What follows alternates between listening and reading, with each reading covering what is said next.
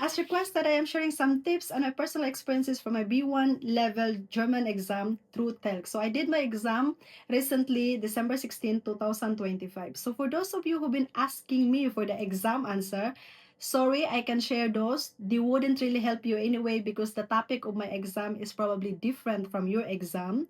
What I can share is the exam flow, the procedure, and how the exam works. So during the time, guys, that they're checking our identity when we arrive in the school, we need to present at least two valid IDs. So if you have to make sure bring some, not only one valid IDs, but two. So I presented my resident permit and my driver's license. So we are also not allowed. They're also asking us to remove any jewelry. So for example, I wear a necklace, I have to remove it. The reason behind it, they share a story that before there's an incident that someone put a camera in the necklace and they record the whole exam, which is of course that is a crime. So if you're bringing, you're allowed to actually bring water bottle in your desk. So in your desk, you're allowed to bring water bottle, but must be clear. There is no colored water bottle. So you have to make sure that only your water bottle and the pen and the eraser is in the table. So you are not allowed to look to your neighbors. So gadgets is very important. All your gadgets must be switched off. So we've been told as well that if there is a phone which is ringing during the exams, Profungs is provided, meaning you are not allowed to take the exam anymore. You have to leave the premises. So they have a very strict rule. So that's why I was very nervous in the very beginning. So the first tip that I'm going to share with you, don't get nervous, stay calm and confident. So how the exam works, guys? So the exam is actually there are Prüfung style, two Prüfung style, part of the exam, schriftliche Prüfung and the mündliche Prüfung. So the written exam, the schriftliche Prüfung, it's about 225 points. So this whole exam, guys, you need to get 60% to pass the exam. So in the schriftliche Prüfung, guys, there are also three parts, which is Lesen verstehe. In Lesen verstehe, there's so-called Sprachbausteine, vocabulary. So, and then a part of this Lese verstehe, there is Hörverstehen and schriftliche Ausdruck. So I'm going to give you a little bit more about how this written exam works. So in Lese verstehen, guys, actually there is some paragraphs that you need to read. And then on that paragraph, there is some option of answer, title of those paragraph which you have to match. You have to match to those paragraphs. So tips, guys, because this Lese verstehen is actually, and this Sprachbausteine vocabulary is about 90 minutes. But the problem is, if you are there, you really don't have time to think so much. So you need to be quick. So in the Lese verstehe, guys, if you are reading some paragraph, you try to find the keywords. So keywords of those paragraph and try to find the perfect title of those paragraphs. So this is my tips for you. So in Sprachbausteine, so this is so-called vocabulary. So this is the grammar. So in the Sprachbausteine, guys, there is an example that I'm showing you as well. So this is about grammar. So there is an email, for example, and there is a fill in the blank. You need to fill those blank, which is the correct grammar. So this is the part of the exam.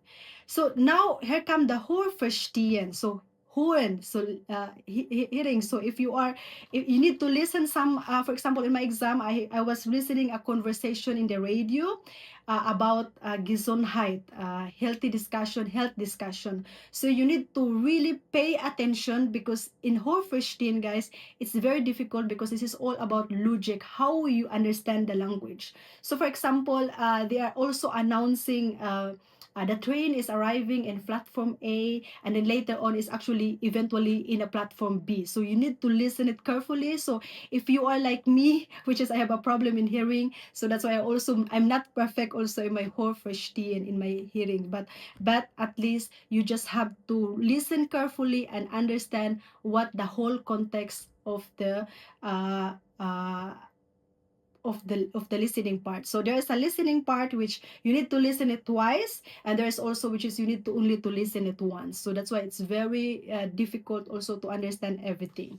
So here come the most difficult part, guys, of the exam. This is so-called schriftliche Ausdruck. So this is the writing section. You need to write. There is a task that they are giving to you, and this is only 30 minutes. This is the most difficult for me actually, and I'm going to share with you because for the whole exam, this is the part which I get the very less score. So for example, guys, my exam, I receive an email for a friend, which is she's going to celebrate a party. So the Aufgabe, your task, my task at the time is to write, to answer, to congratulate her, or what kind of restaurant, or what is my suggestion for her party, what kind of music. So I'm giving you an example, guys. This is a example that I was also kind of reading back then, but unfortunately, this is schriftliche Ausdruck. Either you will write a Reklamation, you will write kind of inquiries. So it depends. We really don't know what is the Aufgabe or what will be the task that you're going to get during the exam. But my tips for you guys is actually write at least 150 words for this schriftliche Prüfung, and use Konnektoren. For example, it's very important. For example, weil, obwohl, deshalb. This is all the Konnektoren that it's very important that you can use for the schriftliche Ausdruck, or for the so-called writing section. So guys, one more thing. I was actually writing. I want to share with you all. I was writing my schriftliche Ausdruck. It's really quite a lot. But my mistake, I was using a lot of vocabulary, which is probably for A1 level. So you need to use the vocabulary which is also for B1 level so that you can get more points. For example, I'm giving you a sentence. Ich habe gestern ein E-Mail von meiner Schule bekommen. So this word bekommen, I received a email from my school yesterday. This word bekommen is actually for A1 level. So if you want to take the B1 exam, you need to change this bekommen into erhalten. So word bekommen for A1 level, erhalten is for B1 level. So you need to change your vocabulary according to the level of the exam that you are going to take. So if you're going to take a B2 exam, use vocabulary also for B2, not for B1, so that you can get more points. So I'm giving you guys an example. So this example is actually an email for an Einladung for a Klassentreffen. So you need to, what is the Aufgabe, for example, which this Peter is trying to sleep for the whole time, and what they need to bring, and so you need in the email, guys, what you need to do, don't forget the subject, which is betreft, and then Anrede. So hallo, for example, if that is formal, or the informal, or if that is formal, sehr geehrte Damen und Herren, or sehr geehrte Frau Müller, for example, if this is a woman. So you need to make sure if that is informal, half formal, or the formal email or letter. So then you need to write at least four betrifft, Anrede, Anleitung, and then so-called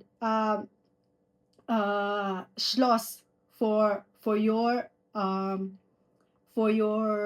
letter. So that is the most important thing that you have to do for your Schreiben, and at least remember 150 words. So I'm also giving you another example here, betrif subject, because this is the one also that I forgot to write the subject of my letter. So that is the part of the schriftliche Prüfung, guys. On the schriftliche Prüfung is circa total 150 minutes to finish all these tasks, and it will be then 225 points for your exam. So you need to get 60% for that. And also, actually, for your mündliche is also 60%. So here we come, guys, for the oral exam.